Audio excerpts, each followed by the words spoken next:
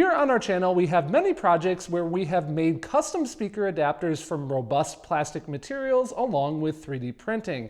And we've also done extensive sound treatment when upgrading our vehicle's audio system with new speakers. Doing these things adds value, but along with that value comes an increased time requirement and also the need for an increased budget. What if you want to do a more simple and efficient speaker upgrade that doesn't require a bunch of fancy tools and time? Regardless of the vehicle model, what valuable installation tips should we still follow? In this video, we are going to do a full upfront installation of 4 new speakers into the front of a vehicle. Let's begin. So before you ever start a car audio install, you want to know what fits and you want to make sure that you have the correct installation parts. For this, I recommend our show sponsor, Crutchfield. On their website, you're going to enter the year, make, and model of your vehicle, and for qualifying vehicles, you can see exactly what speakers fit in each location. Now keep in mind, this isn't just the speaker size that they're going to list. Crutchfield literally measures inside the cavity around where the new speaker will go, because sometimes some speakers won't fit, even if they are the same nominal size as factory. Crutchfield will also show you any speaker adapters that you might need,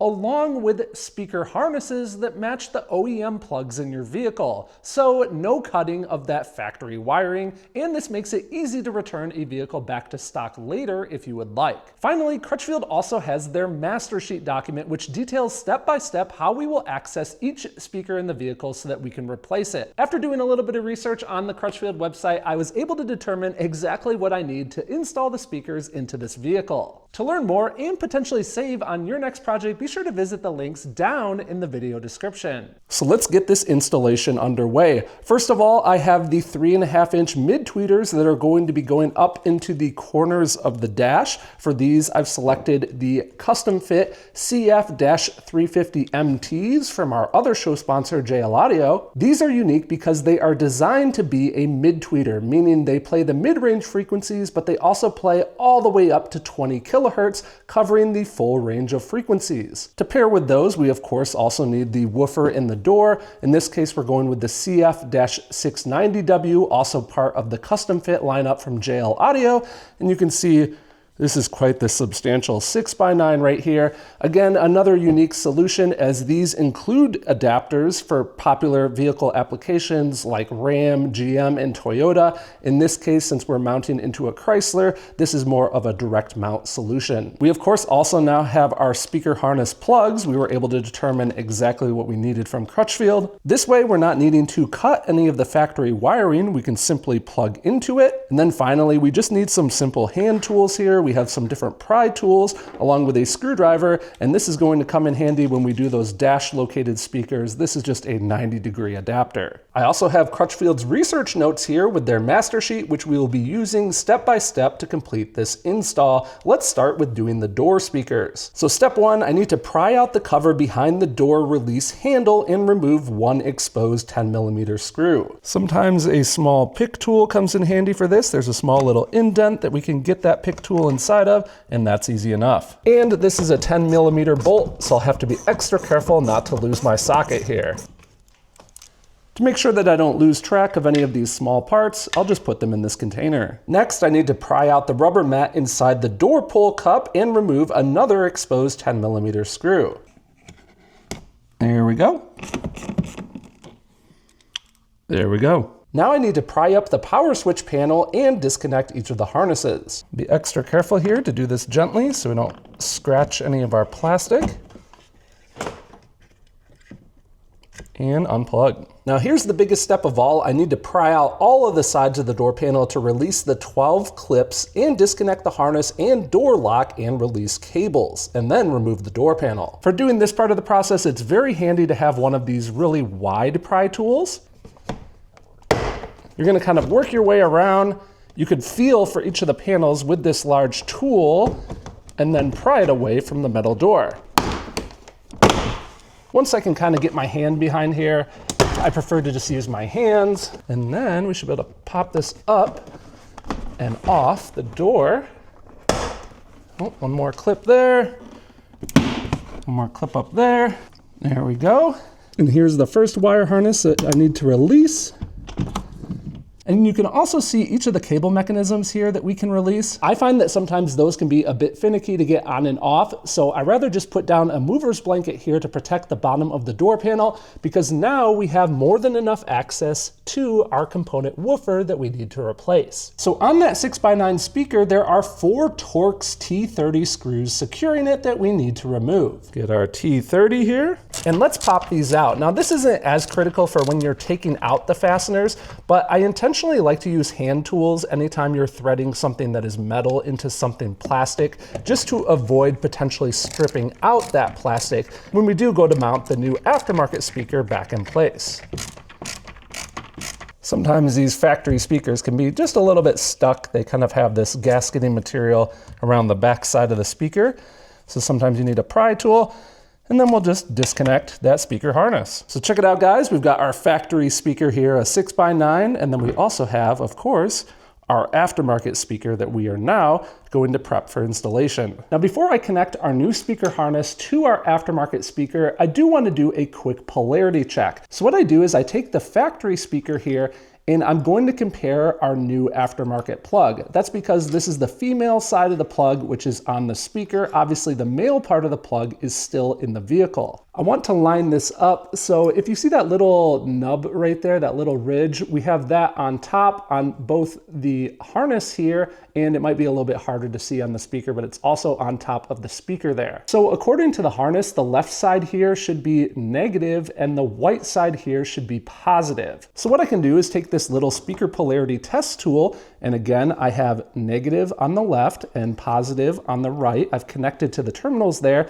And if I press the speaker test button, this should mean that the cone goes out. It should go away from me because I'm obviously looking at the back side of the speaker here, which might be a little hard to see there, but it is in fact going away from me. So now on our aftermarket speaker here, the smaller spade terminal should be the negative and the larger spade terminal should be the positive based off the terminals that are already applied here. Let's do another quick test. And again, I know it's probably hard to see on video, but I can see it here in person. It's again going out away from me. So we verified using this harness here that we're going to have the same polarity as what we did from factory. Now the CF690W does use a slightly larger terminal size than what comes on this harness from the factory, but no big deal. I can just cut these and re-add the new terminals that came with the woofer. So we will just clip these off.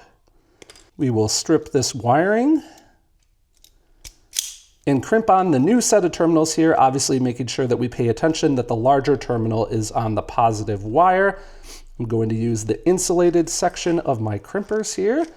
Give that a good squeeze. Do the same for the negative, and we are good to go. Now this next part here definitely isn't required, but I like to do it just to protect these terminals. I'll put a piece of heat shrink on these before I apply them. And then once they're on here, I will slip that heat shrink over them and shrink it down. And you can see that this gives us a much more finished and protected solution. Now, when I did go to originally test fit the aftermarket woofers, I did notice that there was a slight clearance issue. I was basically able to get the new speaker in about 95% of the way, but it just didn't want to fully seat. And the reason for that is there's this little plastic lip on the inside here. And what I've done is I've just used a file. I'll have to clear this up just a little bit more, but I've used a file to basically remove some of that small amount of extra material just to make clearance for the magnet. I knew that the mounting depth of the new aftermarket woofer wasn't going to be an issue, as it's essentially the same as the factory speaker here. It's more the actual width of the motor structure there that I had to account for. It is worth noting that when Crutchfield does their research and determines which speakers will fit, they typically base what will fit based upon not making any modifications like this. So if you were to find that a particular set of speakers doesn't fit in a particular application, it might be because you just need to do a slight modification, but at least that way you know when the speakers do say that they're going to fit, you know it's going to be an easy drop-in replacement. Every vehicle is different, and this exact vehicle just happened to give us a small minor challenge to overcome. To reinstall these here, we'll be using the factory hardware again. And again, remember what I said before, I like to use hand tools when reinstalling because we don't want to accidentally strip out these plastic holes. It also avoids the potential for slipping off of the fastener and puncturing the surround. Now, something unique that the CF-690s include with them is this foam here. And the reason for this foam is we want to make sure that the sound from the woofer here is guided through the speaker grill on the door panel. We don't want that sound potentially bouncing around inside the door panel. We want to guide it through. So we're just going to take this and apply it around the outside of the woofer. So now we have that foam applied to bridge the gap between the woofer and the back side of the speaker grill. So now we can reinstall all of the door panel and remake all of our connections. A quick side note here, depending on your application and your budget and your goals for your upgrade, it may be worth, while you have the door panel off here, also doing some sound treatment. I have full videos here on the channel about that part of the process if you're interested. Tighten up our 2 bolts here. And we'll reinsert that door trim, and obviously we will repeat this process on the other side of the vehicle. Now let's do the dash speakers. So back to the Crutchfield master sheet here. First I need to pry off the dash and vent grill panel to release the 12 clips and remove that panel. In the master sheet they started in the middle here, so I am going to do the same. Easy enough. And again, we'll just slowly work around here, using care to not damage the dash. We'll pop out each of these clips. Here's where it comes in handy to have this short little stubby angled adapter. Now we can pull out the speaker. And on this plug, we could use a pry tool to push that little tab in and pull that out.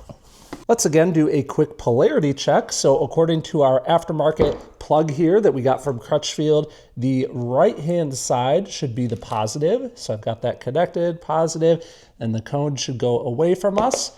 Again, might be hard to see, but it is going out of the speaker away from us. So we've identified that that is the positive polarity side of the speaker. And for the aftermarket CF-350MT, these are of course labeled negative on this side, positive on the other. And if we push our test, it's going out. So we are good to go using this harness. We will have the correct polarity. In this case, we don't need to change out the terminals on the wire, but I still am going to add the heat shrink again. So there we go. We've got the terminals good and protected. Now, if you look at the mounting tabs on this speaker, you'll notice that they have this kind of breakaway design. I'm holding it at an angle so you can see those V grooves. That allows you to easily modify this mounting adapter if needed, because sometimes you need a little bit more clearance where this outer part of the tabs kind of gets in the way of mounting. We can kind of overlay on our factory speaker here, and you can see how in some vehicles that might be an issue. It might be difficult to see, but for this particular vehicle, that is not an issue, so I'm not going to worry about breaking away those tabs. I should be able to easily just mount this back in position. A quick note on the wiring, you might notice that I'm not using this crossover filter in front of the speaker. The reason for that is because the factory vehicle system in this particular case is already bandwidth limiting the output that goes to this speaker location. What that means is the factory audio system is only sending mid-range information on up to this speaker as is. This is a mid-range speaker out of a completely different vehicle, and you may notice right here, there is a small capacitor, and that's acting as an inline filter in order to block certain bass frequencies. When we see that, what that means is we likely have the full range of frequencies coming in on that speaker level signal, and it's being divided and filtered out with this little capacitor that is mounted on the backside of the speaker. So when we see something like that, in that case, we would want to use the filter in order to filter out the frequencies going to our new aftermarket speaker. For our application, the frequencies are limited coming out of the factory amplifier itself, so we're not going to be using this. Installation here is super simple. I'm just gonna plug this harness in, carefully route the wiring down into the dash and position this speaker. Get these fasteners started a little bit by hand, and now we can use our screwdriver to thread them in. So now we have easily installed a complete new set of speakers into our vehicle. Now, like I mentioned, the ones I used here were from the JL Audio custom fit line, and I have a full video about those along with my remarks on their performance coming up. So if you're new here, I'd love to have you as a subscriber. I'll post that video when it's ready. Now, don't forget, when it comes to picking out gear for your next car audio project, be sure to check out our show sponsor, Crutchfield. They make the process so much more easy. And you can also potentially save on that next project with the links down in the video description. A big thanks to them, along with Jerry and the rest of the Patreon membership team, for making these videos possible. And thank you guys so much for tuning in and watching.